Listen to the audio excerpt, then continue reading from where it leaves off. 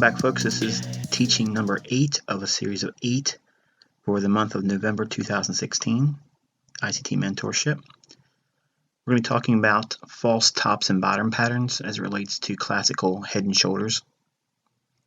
Now, head and shoulders pattern is typically seen with a price high that trades in a small little retracement, and then it creates a higher high, and then it retraces back lower, and then it creates another lower price peak or short-term high, and then connecting those three successive peaks in price, we classically refer to that as the neckline.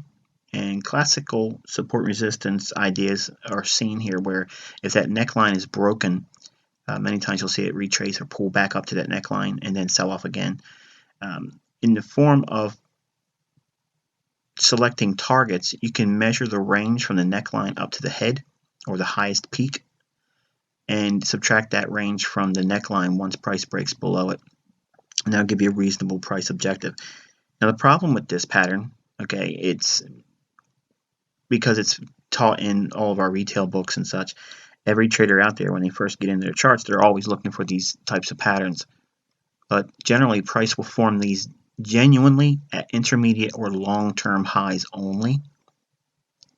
And due to the low understanding of most retail traders, they tend to seek these classic topping patterns on lower time frames,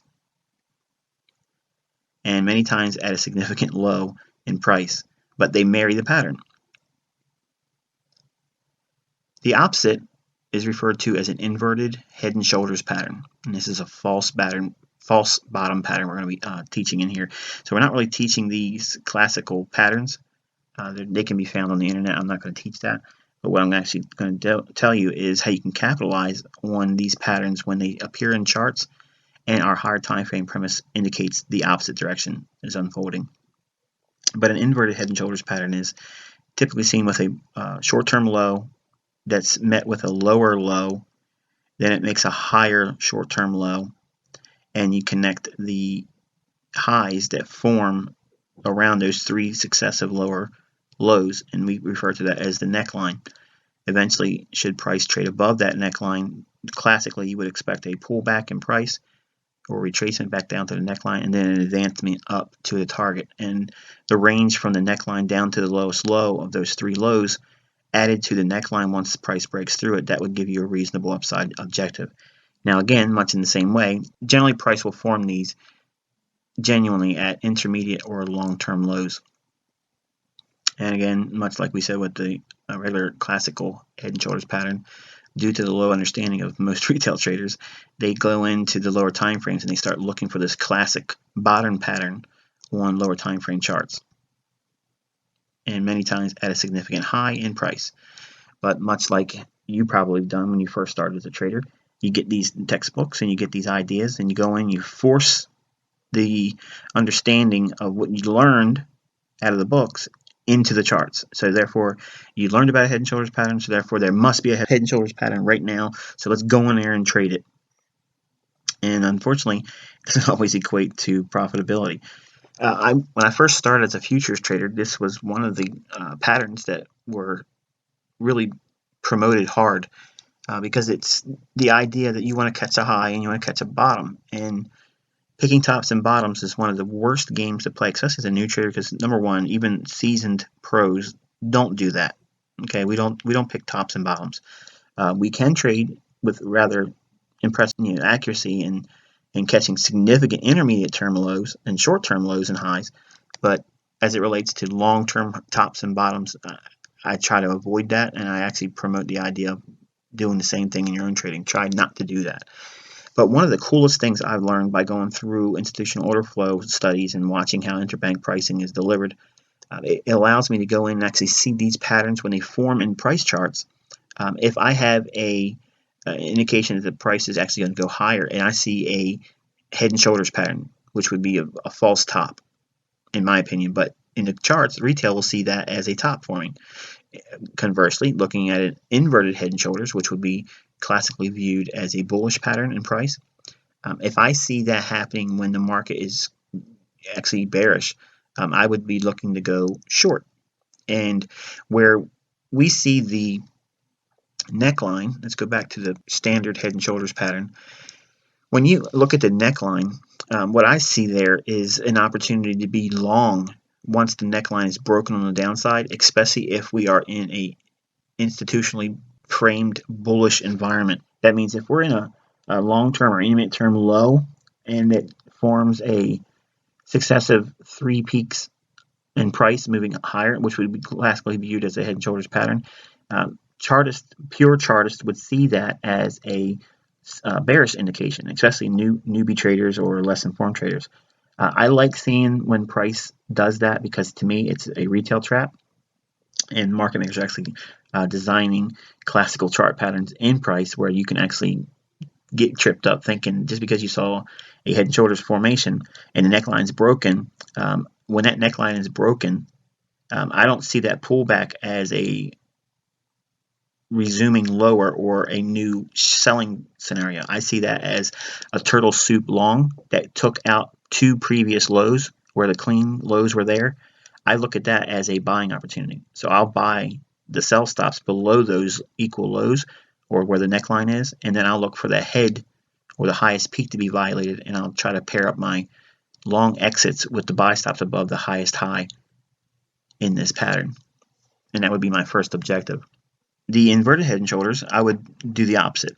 If I'm looking for price action to be bearish, as a higher time frame would indicate, and I see a low with a lower low and a higher low, which would be deemed as a inverted head and shoulders, I don't see that as a bullish breakout above the neckline. I'm actually looking at that as a run on buy stops. And I'm going to look to go short there and not expect to see price go higher, but in fact blow out those equal highs and then make a run for the sell stops below what would be deemed as the head on this pattern, or would be the lowest low in most recent price action. You can actually take your first profit at the right shoulder on both these patterns, respectively. But let's take a look at a couple of chart examples, and you can see what this pattern looks like in price. Okay, folks, we're looking at a daily chart of the British Pound USD, or cable. And I want you to take a look at this down candle right before the up move. We've consolidated for a while. Price came down and hit that same order block right here. Okay, it closed in the fair value gap between the high to the midway point of the candle, and look at this candle right next to it. Price came down and respected that range. Okay, right in here, didn't go any farther than that. And then on this day here, it's August 10th, we traded through the down candle, making this a bullish order block right in here. So from this candle's high down to its opening, it becomes sensitive to be a buyer.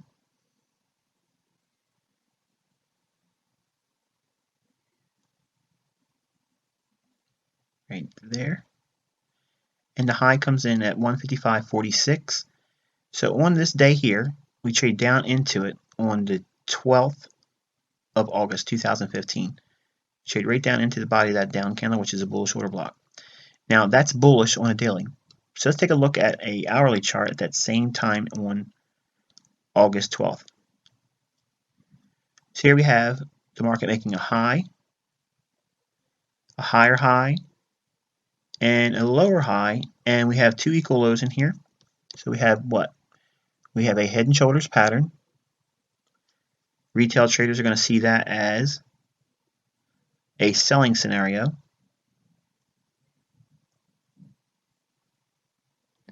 So they're going to look for a break of this neckline and then take the range from the high down to that neckline and subtract that, and that'll give them their objective for going short.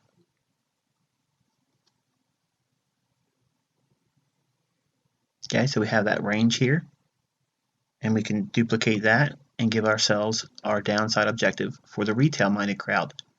So retail is going to think this breakdown here is going to lead them down to 155 or thereabouts in this range here. So retail is going to expect a range expansion down to a low of 154.95. We do not expect that because on the daily chart we're expecting the bullish order block to send prices higher. So while we see a regular head and shoulders pattern, which would be classical bearishness in a part of price action study, as it relates to institutional order flow, we're looking at the run below these lows in here as a run on sell stops. So we're looking at the market to go below here to pair up orders to go long for those individuals that want to have a sell stop down here that's already long. Their trailing stop loss is going to be in the form of a sell stop because the market move most recently has been higher. We see this move below these equal lows as an opportunity to buy those sell stops. Those willing sell stops or flood the market when the market trades below here. So now we have a lot of liquidity. Remember that market efficiency paradigm. We see liquidity here in the form of going long. And we're going to be looking for objective up here to take profits. So we could be a buyer at 155.50 and look for 56.20, a move above this high, 56.20 as our objective, or 70 pips. The market runs 1, 2, 3, 4 more times below that low, gathering up the sell stops, and then expansion pairs up the buy stops above 56.20. And ultimately, you can see a nice little pullback here. Okay, so that's an objective of using the head and shoulders pattern against what retail would expect and using higher time frame institutional order flow on the daily chart, reading it as the banks would. Let's go back out to that daily chart. You can see what it did as a result. And there's that expansion. And it's not much of a move, but that you don't need much of a move when you understand what you're looking for. Okay, we have another example here. This is the daily of the British pound USDs. The down candle right before this big move up, equal highs in here. There would have been buy stops above these highs. This rally up takes out those buy stops, and it comes all the way up and closes in its range all up here. So this liquidity void's closed in. Last up candle closes it in. But more importantly, these stops were targeted with this down candle. That means that this down candle was a bullish order block, which is used to break the buy stops that were in the marketplace here. So when price trades below it here, when price comes back up to it here, we're inside of a breaker. That's a bearish environment. 153.45 to 153.50 in that area, we're looking for a reason to expect some kind of a bearishness. But there's going to be, on a lower time frame, retail will see patterns like this. We have a low, a lower low, a higher low. This is an inverted head and shoulders pattern. You draw your neckline on the chart. Okay, that's the high up here. And we're going to draw what would be considered the inverted head and shoulders neckline, connecting these two levels here. And the difference would be from the low up to this neckline. Once we break above it,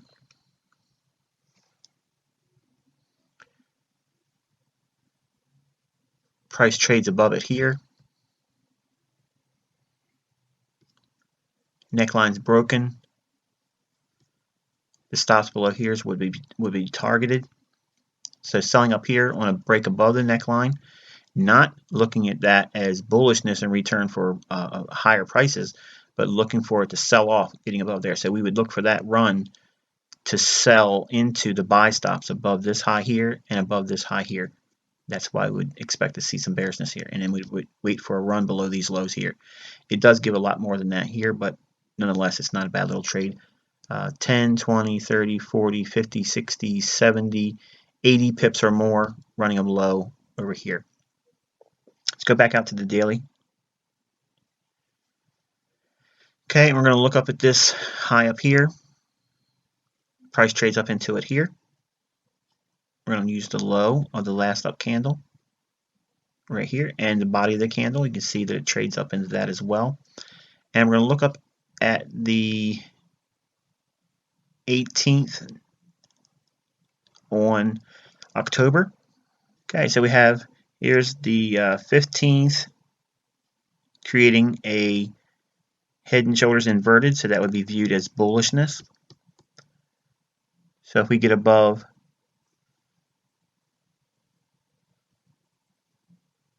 that high, we can be a seller because we would expect those buy stops to be viewed as breakout artists in inverted head and shoulders. They're going to see that as a bullish pattern. We're going to look at it as a bearish pattern. We're going to be completely opposite of that. Now you can do two things. You can use this here, or you can use the bodies of the candles like I teach, where the most volume is. So this is the highest body of the candle. So 5502 would be a sell if we get above it. Price trades to it here, so you can be a seller above 5502. So 5502 is your area being bearish. We do not look at that as a breakout and then wait for a pullback for new higher prices. We're looking to see it sell off, and there's your entry on the buy stops at 5502, and the neckline, I'm sorry, the head down here, your objective would be to cover below that low right here, and that happens right there.